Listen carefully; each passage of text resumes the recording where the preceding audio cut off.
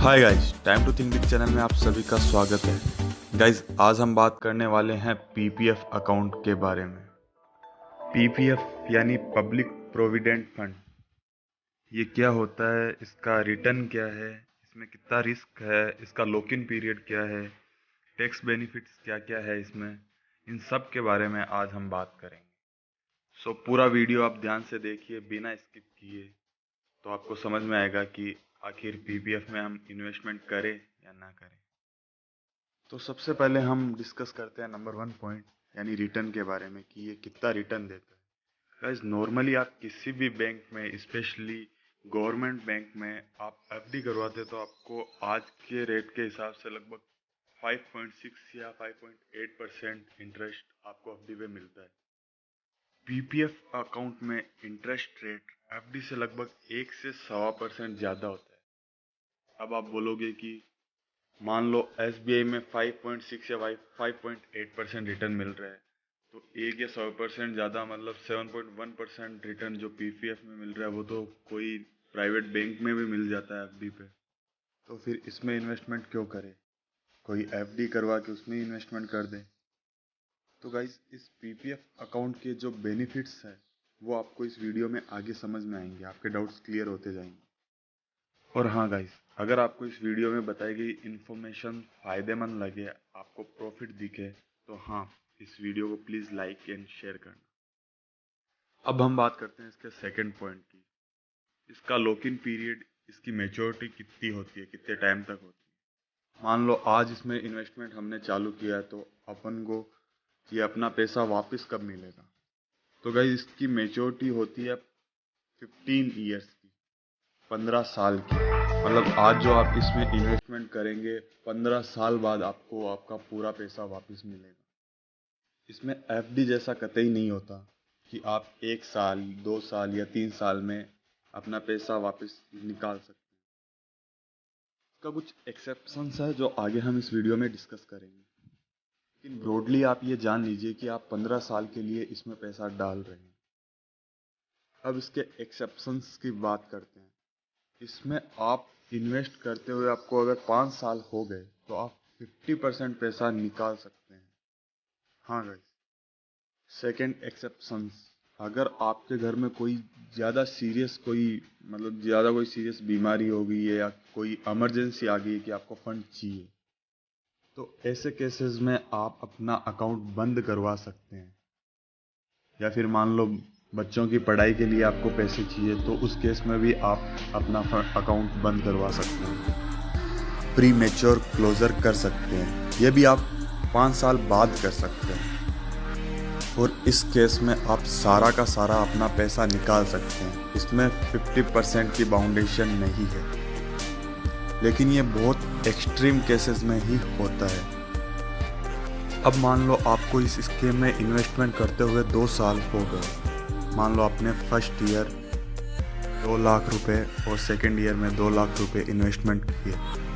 अब टोटल आपने 4 लाख रुपए 2 साल तक इसमें इन्वेस्टमेंट कर दिया, तो तीसरे ईयर इसका 25% यानी 4 लाख का 25% हुआ 1 लाख रुपए। तो 1 लाख रुपए तक का आप लोन ले सकते हैं, लेकिन ये लोन आपको उसी बैंक से मिलेगा जिस बैंक में आपने पीएफ करवा रखा है। ये इसके लॉकिंग के एक्सपेक्टेशंस है। अब इसके टर्म्स की बात करते हैं कि ये 15 साल तक ही होता है या इसको 10 साल या 20 साल भी करवा सकते हैं। तो नॉर्मली पीपीएफ 15 साल के लिए ही होता है। मान लो आपने इसे 25 की एज में स्टार्ट किया, तो ये 40 साल की एज में आपको ये राशि मिल सकती है। 15 साल से पहले आपको अगर पैसे निकालने हैं, इसका तो हमने आपको बता दिया। अब बात करते हैं 15 साल के बाद की। तो गाइज, हम इसको 5-5 साल के डिफरेंस से इसको एक्सटेंड कर सकते हैं। मान लीजिए आपका 15 साल पूरा हो गया और आपको पैसे की आवश्यकता नहीं है, तो आप इसको 5 साल के लिए और बढ़ा सकते हैं। इसके लिए आपको एक फॉर्म भरना पड़ेगा।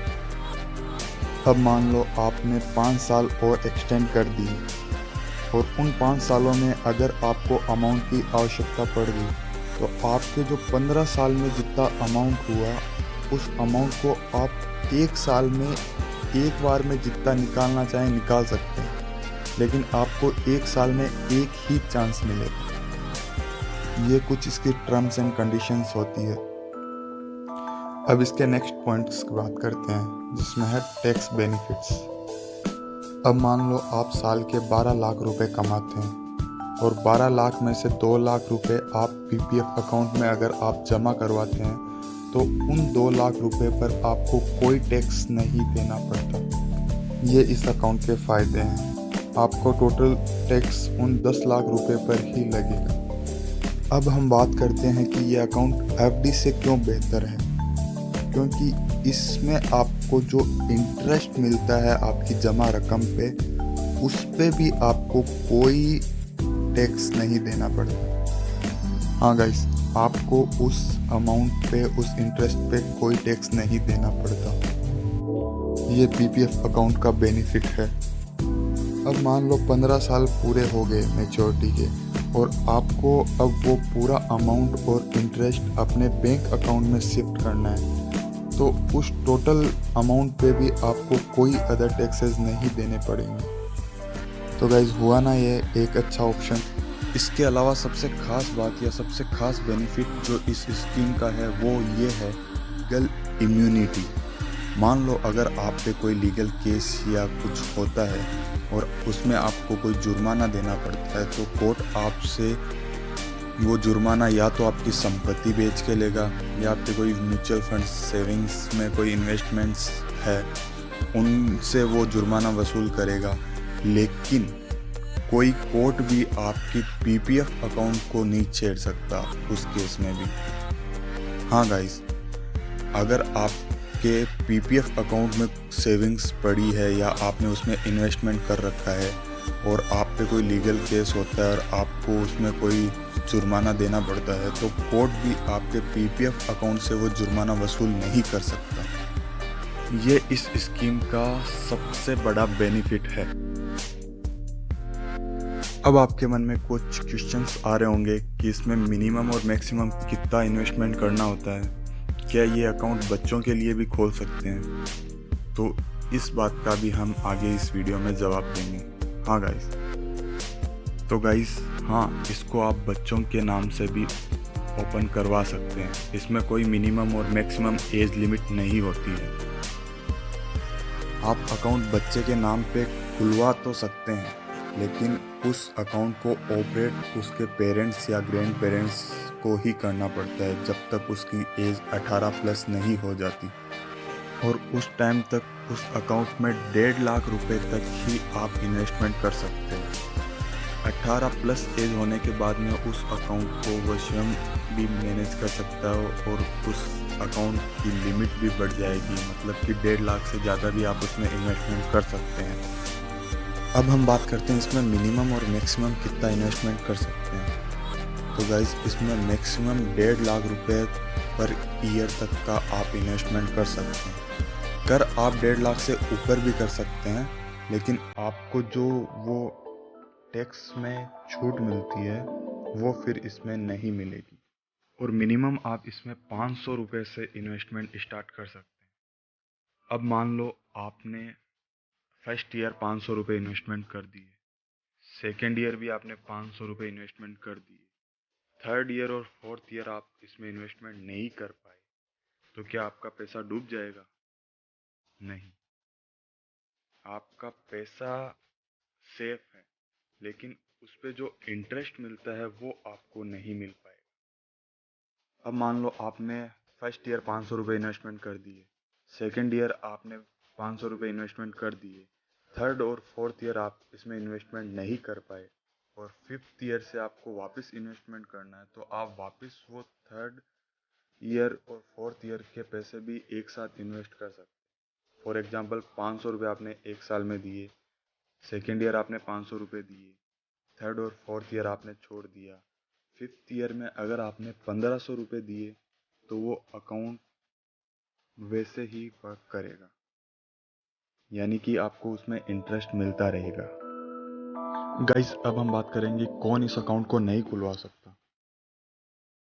एक तो इस अकाउंट को जॉइंट में नहीं खुलवा सकते, ये अकाउंट ओनली इंडिविजुअल खुलता है। सेकंड, एचयूएफ जो होते हैं वो भी इस अकाउंट को नहीं खुलवा सकते। थर्ड, एनआरआई इस अकाउंट को नहीं खुलवा सकते। हाँ, मान लो अगर किसी ने इस अकाउंट को खुलवाया और वो इसमें इन्वेस्ट भी कर रहा है, मान लो 2 साल 3 साल बाद वो आउट ऑफ इंडिया चला गया और वही का सिटीजनशिप ले ली, तो वो इस अकाउंट को कंटिन्यू रख सकता है, उसको इस अकाउंट का बेनिफिट मिल सकता है। लेकिन अगर कोई फ्रेश एनआरआई इस अकाउंट को खुलवाना चाहे तो वो इस अकाउंट को नहीं खुलवा सकता। अब हम बात करेंगे इस अकाउंट को खुलवाने की प्रोसेस, इस अकाउंट को कैसे हम खुलवा सकते हैं। गाइस, इस अकाउंट को हम ऑनलाइन ऑफलाइन दोनों तरीके से ओपन करवा सकते हैं। गाइस, इस अकाउंट को हम किसी भी बैंक में खुलवा सकते हैं, चाहे वो गवर्नमेंट बैंक हो चाहे वो प्राइवेट बैंक हो। हम अकाउंट ऑनलाइन ऑफलाइन किसी भी तरीके से वहाँ ओपन करवा सकते हैं। इसके अलावा पोस्ट ऑफिस में भी हम इस अकाउंट को ओपन करवा सकते हैं। अब हम बात करेंगे इस अकाउंट को खोलने के लिए क्या क्या डॉक्यूमेंट रिक्वायरमेंट रहती है। इसमें आपको एक तो Aadhaar card, driving licence, voter ID card में से कुछ चाहिएगा। सेकंड, आपको इसमें पैन कार्ड चाहिएगा। थर्ड, आपको एड्रेस प्रूफ के लिए पानी या बिजली का बिल चाहिएगा। एक आपको फ़ोटो चाहिएगी और एक फॉर्म फिल करना होगा। इससे आप अपना अकाउंट ओपन करवा सकते हैं। गाइस, एक छोटी सी एक ट्रिक है जिसके द्वारा आप अपना इंटरेस्ट बढ़ा भी सकते हैं। अगर आपको वो ट्रिक जानना है तो नेक्स्ट वीडियो में वो ट्रिक बताई जाएगी। So please support this channel, subscribe this channel, share this channel and हाँ, like also. Thank you so much.